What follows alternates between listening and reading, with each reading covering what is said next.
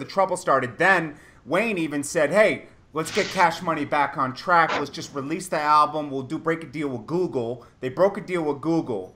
Then LuxuryStreetMusic.com. Make sure you go check out the new single by South Dope Boy for Life. You can go get it in the link below.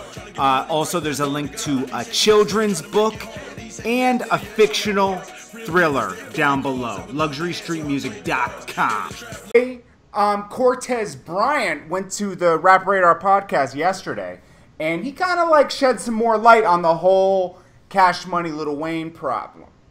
He actually exposed that Cash Money didn't even have $10 million to give them for an advance a few years ago, and that's where the trouble started. Then Wayne even said, "Hey, let's get Cash Money back on track. Let's just release the album. We'll break a deal with Google." They broke a deal with Google. Then when the deal was brought to Universal, Universal shut the deal down because they didn't understand streaming.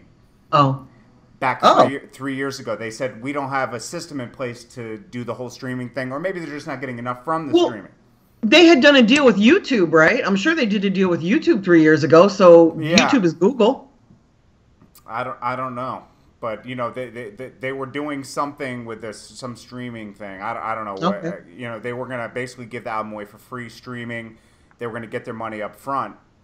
I don't know what happened with that. You know what I don't understand about that whole thing, Jordan? And I have this question when I hear folks like Drake doing deals with Apple. The artist is signed to the label, like to Universal. Yeah. So if anybody's going to do the deal with Apple, it should be Universal doing the deal, not Drake directly or not Wayne directly with Google. That doesn't make sense. Yeah, it doesn't make sense at all. Yeah. Okay, but go ahead. Okay, so then he kind of shed light on, well, you know, Slim's the real guy that handles all the business, not Baby. Baby's just the front man because Slim doesn't want to be in the front. I've always said that. Yeah, I mean, I kind of always kind of peeped that from the side, you know, from outside. Yeah. So Slim. I mean, I dealt with both of them, but Slim was always the businessman. Yeah, so he would kind of bring the business to the table, then they would all discuss it as a team. Okay. Is that I what used happened? to talk to both of them separately. Yeah. And then both of them together. Like they really did make decisions jointly. But if I had to say that one was more, and again, this is 1998, so I can't speak for, you know, yesterday. Right. But it was Ronald. It was Slim. Yeah. He was the businessman. So how do you think Cash Money gets in a place where they don't have enough money to give Wayne $10 million? That doesn't make sense to me because when you advance money to an artist as a record label, you do sales projections. You project what you think that artist can make, and then you advance them based on a percentage of sales, right? Because that's what they're going to make. They're going to make their royalties. I've always heard that at Universal they base it on, and again, not an artist as poppin' as Wayne, but like on a mid-level artist, they'll base their projection on paying a dollar for a full-length album or a full-length CD. So if they think somebody can sell 1 million records easily, they're going to advance them $1 million. Right. That number would go up for an artist of Wayne's stature. And you know, I don't know what their deal is with Universal anymore. I don't know if it's still a distribution deal or if they're so in debt to Universal that it became a label deal. You know, I'm an outsider. I'm not an insider anymore. So Cortez I don't know. Cortez mentioned that Universal's getting screwed too in this whole ordeal.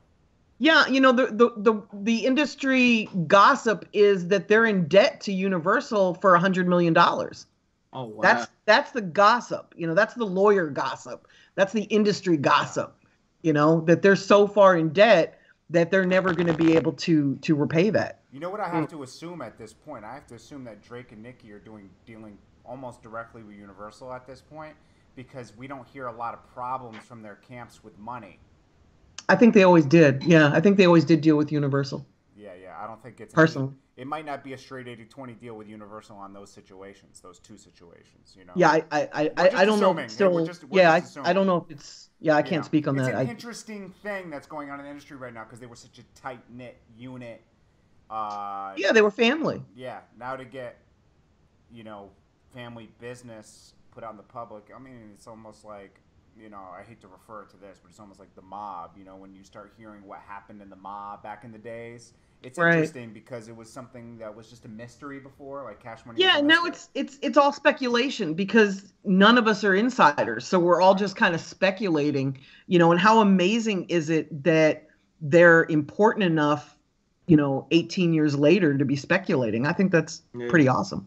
Yeah, definitely. Rec, why don't you weigh in on something on this? What do you feel like? Wake up!